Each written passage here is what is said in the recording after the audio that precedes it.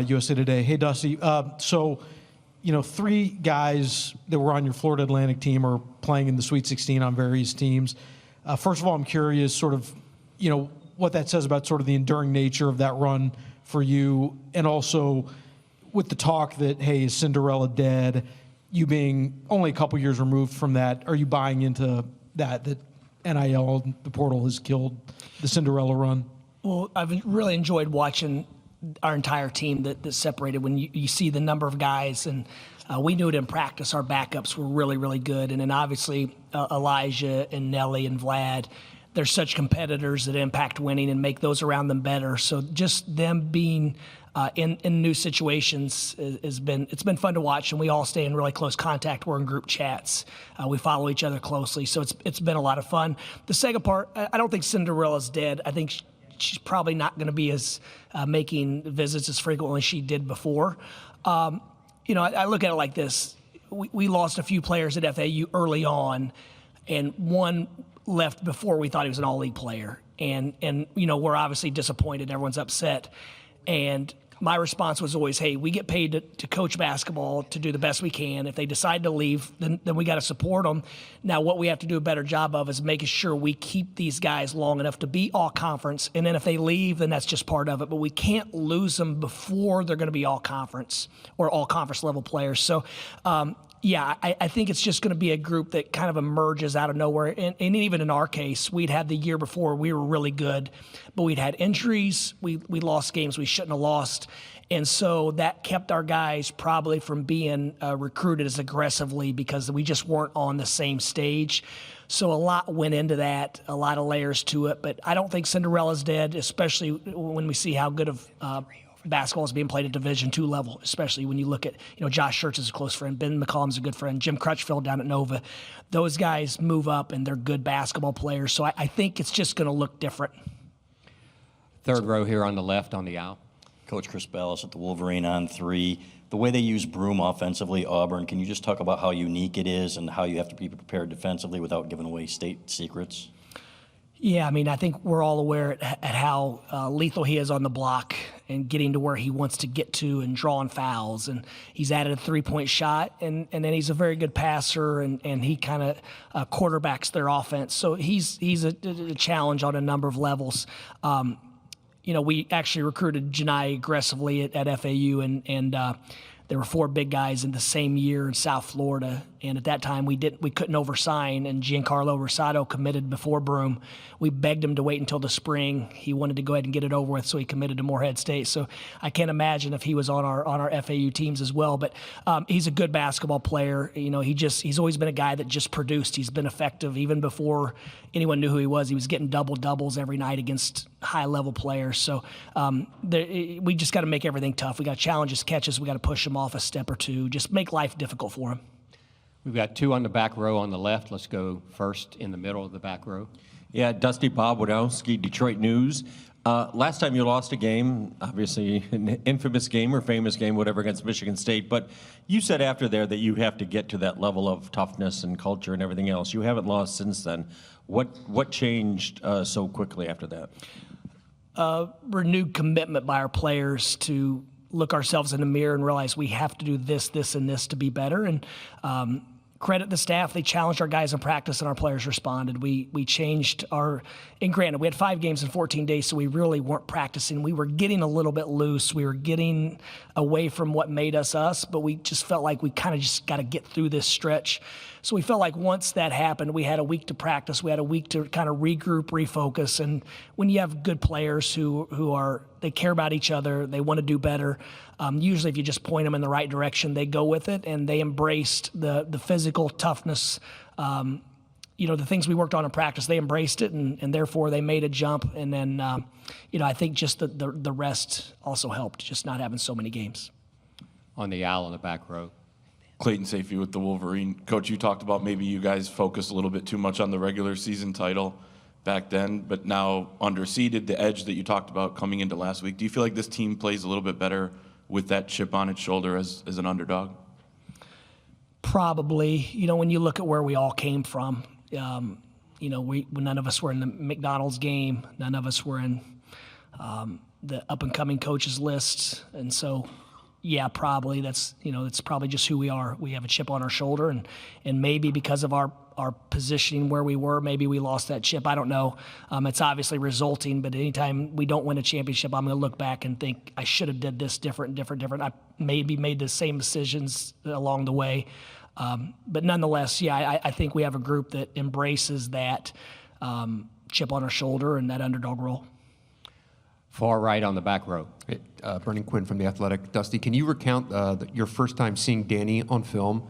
And does it like swing open doors of imagination of what was possible with kind of his weird skill set? Absolutely. Obviously, the first thing we look at in the portal is offense and physical traits and winning and whatnot. And yeah, as soon as we watched Danny, we knew we could make it work offensively. We just had to make sure that it would work defensively. And to be honest, the first time I watched him, I thought he's more physical than I imagined from just I'd watched him a few times on television, and you're flipping through and Yale's playing Princeton or whatever, and they're both well coached, and so you just kind of want to take a peek at it. So, but I thought at first glance, this guy's more physical than I thought. He has better lateral quickness than I would assume of a 7-footer in the Ivy League. And so then I immediately called and texted the guys that were going to be on staff and said, hey, do you mind watching one or two games? Pick out the Kansas game or the Gonzaga game. Let's pick out the games with high major athletes, and let's just really watch and try to, predict whether he can guard those guys or he can't. And Coach Boynton, Coach Church, Coach Williams, and all the guys that we knew were going to be in the fold all said the same thing. Yeah, he can do it. And so I said, okay, so I'm not crazy, and they all were as convicted as I was. No, we can make this work. Two questions on the left side, first and the second row. Coach Jerry Humphrey III, AL.com. You and Bruce Pearl both have connections to the state of Indiana. Will this be you guys' first time crossing paths, and what is it like, battling out on this stage of the tournament? It's not our first time crossing paths. I was sitting out as a Division II player at Oakland City. We played in USI's tournament when Coach Pearl had the Screaming Eagles at the top of college basketball, and they were their university was 20 miles apart.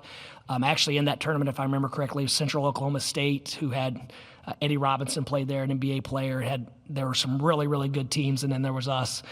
So very familiar with the program he built there. And then his dad, when I took the FAU job, I was out trying to round up fans one at a time. And so I'd go to breakfast with old guys, coaches, and lunches. And his dad was in some groups that would go, it'd be former players from the Celtics from the 30s or whatever, and they would meet and talk ball for lunch. And so I'd go have breakfast with those guys and have lunch. So, and then Stephen Pearl and I, we've crossed paths for years recruiting. So extremely familiar with Coach Pearl. And then when I was assistant at Florida was when he came into the league. So there's been a lot of, a few degrees of separation with Coach Pearl, but couldn't have more respect for the way he's been able to sustain winning, build programs wherever he's been, and be at the top of college basketball. Far left, back row. Deshaun Tate from Three-Point Conversion here in Atlanta, Coach. Obviously, all 4 coaches in this region have Final Four experience. From your personal experience when you went through it, is there anything that you're kind of learning, lessons or things that you implement from that time that you're bringing into this game and kind of sharing that with your guys on what they should be able to expect this weekend at all? Yeah, a big part of it is simply minimizing distractions, the tickets, the fans, the people coming from everywhere, just wanting to be a part of it. And it's all healthy. I mean, we want to share this experience with as many people that we love and care about. But there's also an element of this is that we have to focus on the work. We have to focus on what we've done to get us to this point. And in addition to especially a group that we're not supposed to be here, so we're not content just being one of 16, or we're not content competing for an Elite Eight, that we still have. We feel like we can compete with anyone in the country. So why would we come here and just be complacent and content that we're here? Let's keep our head down, just focused on the work and see where it takes us. And hopefully we look up in a couple weeks and we're really, really proud of what we did in the rearview mirror. But when we look at it now, it's just, it's a waste of time. So we're really just, and for me personally, I was in awe the first time, like, wow, this is happening. And it was so different because you weren't at Michigan. But now it's kind of like, we have another 4-team tournament in Atlanta. We've got to prepare for this game, and we've got to be ready for this, and this. And so just, it's allowed me to separate the emotion, the excitement from it. 3 on the right, first in the back row. Hey, Coach. Gunter Schroeder with USA Today. I wanted to ask you, you have two guys that know how to beat Auburn maybe a little bit more than most people. Obviously, you recruited Trey from there after 2 years at Auburn, and Danny just beat them in the NCAA tournament last year with Yale. So what is insight from both sides of the aisle, from a guy that played there and a guy that beat them in a tournament setting, kind of give you when you're preparing for such an elite opponent like Auburn? Well, obviously Trey has a lot of insight with his teammate. Beat Auburn, if you play a team and if we could beat the Hawks 1 out of 100 times, it doesn't mean that I know how to beat Quinn Snyder and the Hawks. So, but obviously, Danny did say, hey, a couple times against our press, we tried to do this. A couple times against this switch, we tried to do this. And they're really, really good insight. But at the end of the day, it still comes down to execution. And I'm not sure any of us know how to beat Auburn other than play really, really good, sound, poised basketball for about 80 possessions, hopefully. Down front here on the right. Robbie LaStella, bracketshere.org. In today's age of college basketball, it can be tough to get a team to gel with a first-year staff right away. You guys haven't had an issue with that. What would you say your keys to success in doing that were, and was there maybe a defining moment where you saw it all come together? Yeah, I think that number one, we've tried to intentionally choose like-minded people, and then like-minded people are typically gravitate towards those that are like them. So, I've said this in recruiting actually in the last couple of days in Zooms and whatever the case, that a-holes don't like us and we don't like them. So we just naturally go after guys who have a lot of character and are great people, and guys that we want around our families and we want to have lifetime relationships with. So it's just kind of happened. I don't want to say even unintentionally, because it's kind of the fabric of who we are. But for whatever reason, we find guys, they're like-minded, and we're all on the same page, and we know we all need each other. Pat on the fourth row on the right Hey, side. Dusty, Pat Forty from Sports Illustrated. I'm wondering if you've ever counted for Vlad between screens, rebounds, post offense, defense, how many collisions he has a game, and kind of how he's maintained his ability to play through all that. It's a great question, Pat, and I've been disappointed in Vlad because sometimes I feel like he conserves. When you watch Vlad in the last 5 minutes of any game since I've had him, he puts his body through torture every day of the year, and there's still a different level in the last 5 minutes. And he even told one of the assistants recently that in the first half he flashes a lot more, and a lot of his turnovers are on the perimeter in the first half. And he basically said, look, there's so many collisions, there's so much contact, I try not to use it all up in the first half for that reason. So that's pretty observant. But yeah, Vlad, he finds contact. He wants to help his teammates. So the screening, the ducking in, all the stuff that comes with playing with physicality, helping your teammates is important to him. And Vlad's just such a pleaser and an unselfish player that he's going to do whatever his teammates need. But Vlad for 35 minutes and Vlad for the last 5 he almost turns into a superhero the last 5 minutes with the things he does as far as offensive rebounding, running the floor, putting us in position to win. And that's a sign of a competitor. When the stakes are heightened, he elevates his play. We've got two on the far left, and then we'll see what time we have left. And Dusty, Carlos Menars, Detroit Free Press. Trey's been a little touchy about talking about his experience at Auburn with us, at least. How has he been with you talking about his experience? And could there be a little bit more of that inside, this guy likes to go to his left in this situation, like that really inside intel that you can't get from a scouting report? Yeah, but even the player that Trey shared minutes with last year is playing for Alabama right now. The personnel's different. Obviously, we all know Janai Broome. He's got a little bit of insight on Baker and those guys and Mazzara, but he hasn't. From my understanding, he's very appreciative of his Auburn experience. They won. It's got him to where he is now as a person. So no, he's never been negative at all about BP or his teammates or anyone. I think it's just he needed a change, and that's not always unhealthy. I said that the other day that I was in the transfer portal last year.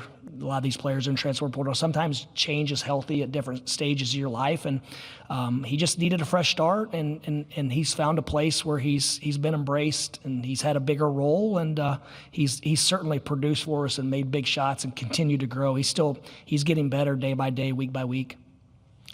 Far left on the fourth row. Dusty, Ken Segura, Atlanta Journal-Constitution. You brought up you being in the portal. That kind of brings a question I had.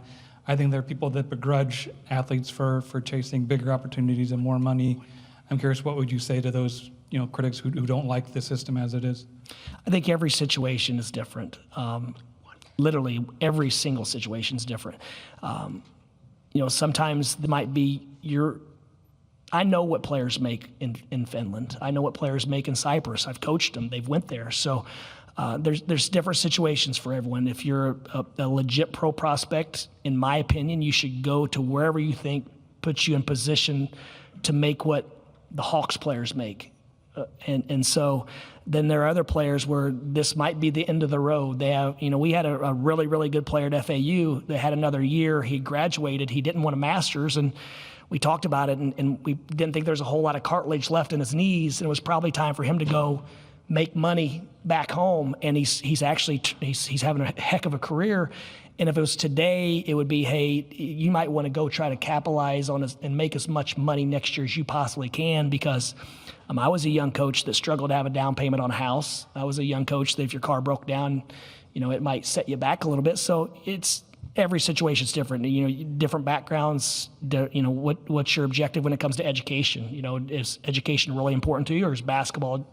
You're in college just for basketball. So I don't begrudge anyone. Like I said, when we lost guys before anyone knew who FAU was, my message was always, hey, we get paid to coach basketball, and we're going to do that at the absolute best we can. We're going to pour into these guys, and if they decide this isn't for them, then we're going to give them a hug. We're going to cheer like heck for them going forward.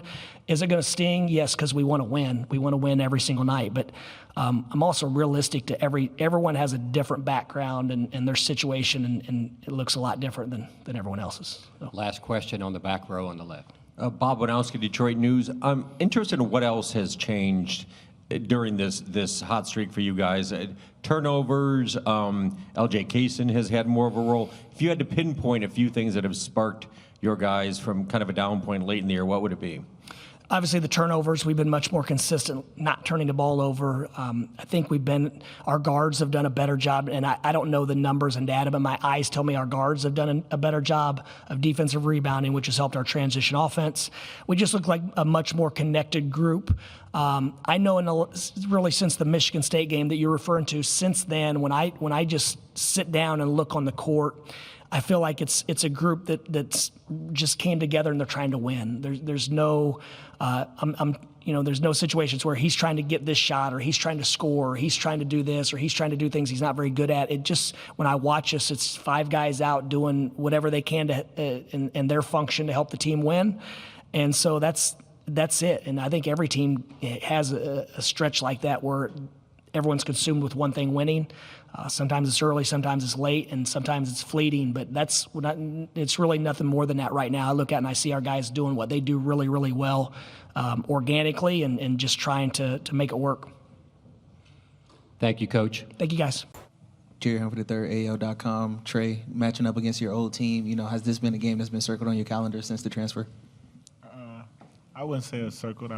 It wasn't, the likelihood of this happening wasn't really high. So just the opportunity is a blessing, and I'm looking forward to it. On the far right here in the fourth row. For Vlad, Pat Forty from Sports Illustrated. Just asked your coach about the number of collisions you get into in a game, whether it's screening, rebounding, playing defense or offense. He said maybe you slip more screens and avoid contact earlier in a game to save it for later. I don't know if that's you think that's the case, but kind of talk about you embracing a high contact playing style. We know they're one of the most physical teams, so we just have to adjust and play as physical as they are, but we're gonna see how they defend, how they play, and if I need to slip some screens, I'm gonna slip some screens, but if they're not gonna switch, and we're just gonna get a couple hits. On the far left in the third row. Trey, just about the Auburn thing again. Is there something, because you have a very personal connection with them, just some intel, some inside knowledge that you can share with the coaches as far as, their player tendencies, anything that goes beyond maybe just a scouting report or statistics? 100%. I was there for 2 years, so I know how it operates. I know how everything runs. And when you're around people for so long, you catch on to what they do for sure. So I definitely have tried to help as much as I can with that aspect, just to give us our best chance to win. Third row here on the aisle on the left. Vlad, Chris Ballas with the Wolverine on 3. You told us before the season that you thought this team had championship DNA, that you could make a run. What made you so confident after being with these guys for just a few weeks? It's just like I don't know, like connection with the guys, the work ethic, and like all the small things that like not many people can see. It you only can see it only when you work with them, and that's something that I think I was able to see. Third row on the aisle. Dan Walken from USA Today for Danny. Coach May was in here saying, when they were looking at you on film, he wanted to see you against, high major athletes on film, get some opinions before, deciding whether to bring you to Michigan. I was curious, just in your thought process, how much did that factor into wanting to test yourself, at the Big Ten level, or did, what you did against Auburn last year in the tournament sort of prove that for you? Just kind of what your motivating, factor was for trying to play at this level? Yeah. Obviously, I'm sure that the game they analyzed most was probably the Auburn game, just the best look for them. And yeah, we won the game, and I had a solid game. And I mean, it started before that. It was just after the season. My family and I just knew I needed to not only prove myself against caliber guys such as the Auburns, the Texas A&M's, Big Ten competition night in and out. It was just challenging myself in practice every day, and I get to go against arguably one of the best centers in the country every day, and we have a bunch of other front court guys who challenge me, and I knew for what I needed and what I wanted with my basketball career, I needed to do that and make that step up. And in that Auburn game, I held my own pretty well, and we were able to come away with the win. But yeah. It was more so to just challenge myself and get myself better, to prove myself, I would say. Down front here on the right. Robbie LaStella, Bracketeer.org. My question's for Vlad. Vlad, Dusty mentioned that the key to this team gelling quickly was relationships and you guys being like-minded. Would you say there was a kind of certain point this season where it all clicked and you guys realized, like, okay, yeah, we can actually win this thing? It's been happening all season. It doesn't happen in one day. It's like routine that like day by day, and it's just like getting better and better and better. And then one day you just look back and you might say it's clicking, but it's been a long process. Back row on the far left. Andrew Kahn, MLive.com. For any of you guys, I know you got to beat Auburn first, but the opportunity to play Michigan State, a rival, for a third time, get some revenge. Would you relish that opportunity, or doesn't matter to you? I mean, as a team, we're not really worried about what's next for us. We got to take care of the task at hand, and then if we're able to take care of the task at hand, we'll deal with whatever's ahead. Fourth row on the right side. John Teitel from Hoops HD for Trey. As far as Auburn football, I was curious how close you came to playing Auburn football, and since your uncle played Auburn football, who will he be cheering for? I mean, that's crazy that you knew that. Not many people really know that my uncle played at Auburn. But I mean, I was close. I was extremely close. It became a reality because my basketball recruitment started so late, and the connection I had with the Auburn football staff, I really had a chance of playing there. But I mean, basketball is what I wanted to do, so that's why I took that route. But I was extremely close. And to the second part of your question, do with my uncle, my uncle's going to be here, and he will be cheering for Michigan. Let's go on the far left, third row. Yeah, Danny, you guys were, you found different ways to win in the first two games. What was it, 5 games in 9 days or something when you were playing Texas, physical game, down by 10 in the second half. Do you guys enjoy the role, I guess, of being underdogs or having just sort of a lot of things not going your way and finding a way to win? Do you guys relish that kind of role? I think it started, earlier in the season. Michigan, the prior year, did not live up to Michigan standards. And obviously there were injuries and things of that nature. And when we came together in the summer, we knew what we were capable of, and we knew where we wanted to get Michigan basketball back to. And so I guess from that perspective, we had that underdog mentality, just given that the expectations weren't that high because of the prior year. And as soon as we started playing and meshing, we knew that we weren't really underdogs at that point because we had such a high-level team and high-level locker room and character. And we had a pretty good regular season, and we were in the race for a Big Ten title, and then that kind of slipped out of our fingers. And then from a public standpoint, our team everyone thought that we'd lost track, and they wrote the ship off. And then we knew what we were capable of. We never lost faith in each other or trust in each other. And obviously, we were looked at as underdogs in the Big Ten tournament, given what happened in the previous games. And then even in this tournament, everyone thought UCSD was going to win, and then a lot of people thought Texas A&M was going to win. And we just try to block out that outside noise and realize that people that have those opinions don't really need to affect us or have an impact on us. But we for sure play with a chip on our shoulder. Back row on the far left again. Andrew Kahn, MLive. The transfer portal is open right now. I know maybe that's not something any of you guys are exploring, but some of your teammates might be just a player's perspective on the fact that those decisions have to be made while the season is still happening. Yeah. I mean, obviously there was news last week about a player on our team entering the portal, and times are changing now, and it's college basketball is just going to such a unique and different place than what anyone's used to. And I don't want to speak to my thoughts on the portal being open during March Madness when teams are playing. And I think it's just, I mean, from a perspective of a coach that's still coaching, it's a unique position to be in because you have to prepare for the biggest game of the year while also not getting behind the 8 ball. And I don't really know what our coaches are doing in terms of the portal, and that's not for us to worry about. But we rock with the guys we have, and everyone is still bought in, and things unfolded in ways that weren't expected last week. And we really just didn't put much thought into it and tried to look past it. And we have the biggest game of the year tomorrow night, and I don't think anyone on our team and I don't think any one of our coaches are going to be worrying about the portal the next 24 hours. Far left, second row. Peter Rauderkus from AL.com. Danny, you talked a little bit about the Auburn game last year already, but what are kind of the first things that come to mind for you when you think about that game, and what do you remember about the matchup with Janai Broome? Yeah, obviously it was an unbelievable game for Yale. I want to think it was one of the highlights of my basketball career.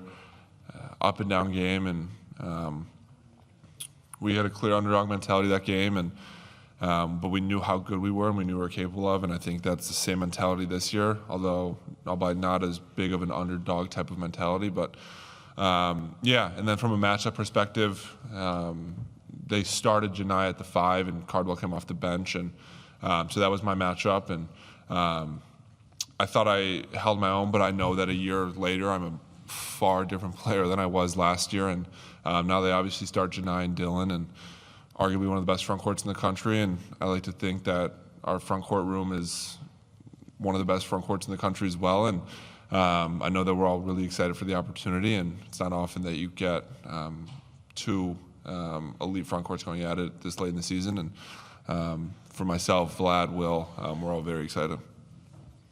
Back row on the aisle.